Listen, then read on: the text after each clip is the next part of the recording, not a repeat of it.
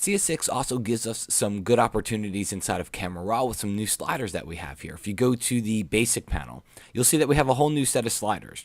Okay, one of the first things you'll notice is that they all line up right in the middle at 0. It seems like a small thing, but before we used to have some that started on the left, some that were in the middle, some that defaulted to 5. It was a very weird thing, but they all kind of just start right in the middle at 0. And they either go to the right or the left, and it just makes the interface easier to use. But what you'll see here is that exposure isn't new. Contrast works better. Highlights, shadows, blacks, and whites are actually new sliders here in Camera Raw 7, which comes with Photoshop CS6. So those are brand new sliders. They work tremendously better. To me, what it comes down to is they just make your photo look better. All right, and I think that's reason enough to start using them. All right, so exposure here. This is kind of like the heavy hitter. All right. Sometimes I go to it first when I can judge the overall exposure. For a photo like this, it's kind of hard because I'd love to brighten it to get that rock in the foreground. I love to darken it to darken the sky. So I really can't do either at this point. So what I'll do here is I'll come down to highlights and shadows, which are two of the really big sliders here. These get quite a bit of work done.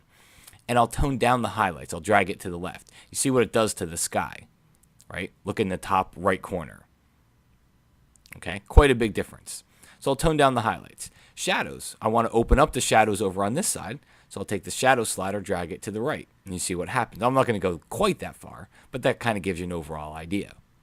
Now at this point, now I can kind of look at exposure and say, overall, I think I want to pump my exposure up a little bit.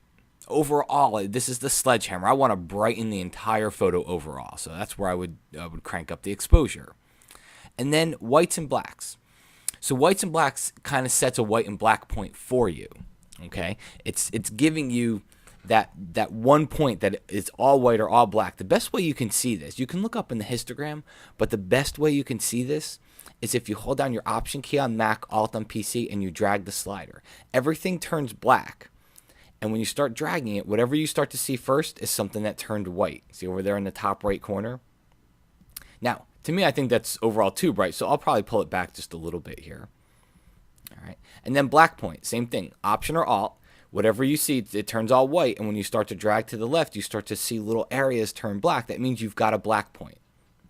Okay, it just gives you an overall amount of contrast to the photo too. It just tends to look very nice when you adjust that white and black point. It's kind of like a levels adjustment. It just kind of adds a little bit of contrast to the photo. Overall, speaking of contrast, I'd come over here to the contrast slider and I'd kind of crank that up a little bit.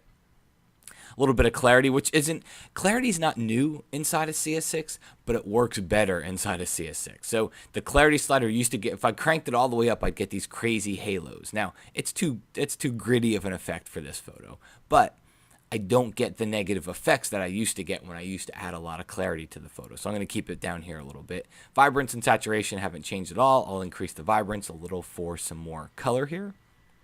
That's looking pretty good. We can hit our preview button here. That's before and that's after. So consider this. We adjusted what? 4 or 5 sliders before, after. That's a huge change for just 4 or 5 sliders. That's a very, very big change for really what's a very minor adjustment. I think that kind of is the testament to show how powerful the sliders are here inside of Camera Raw 7. Okay, so it's not an earth-shattering change. Okay, it hasn't changed the whole entire interface, but what it has changed are the sliders that we tend to use the most inside of Camera Raw, and I think that's kind of the biggest idea here is this is where we go to the most. This is probably 80 to 90% of the work that I do here inside of Camera Raw. When it comes down to it, your photos just plain look better when you use the new sliders that we have inside of Photoshop CS6.